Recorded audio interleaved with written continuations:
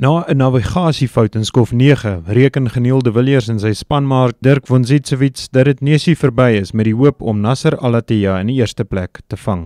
I think there was a bit of a shortcut, and we tried to get in front of Nasser. We were right up his tail at that point. We tried to get in front of him, but we just took the wrong turn, and also the roadbook wasn't quite accurate. In skof 10 het die verdedigende kampioen Nani Roma 'n ongeluk gemaak met sy Mini en hoewel niemand beseer is nie, is hy uit die tydren. Dit gee perspektief aan de Villiers se benadering tot die 10de skof. Hulle het met 'n lae risiko benadering 5de geëindig.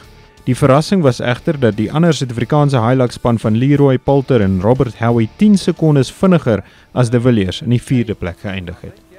Yesterday we had a tough day, as you all know. The navigation was difficult for everyone, and we struggled with it.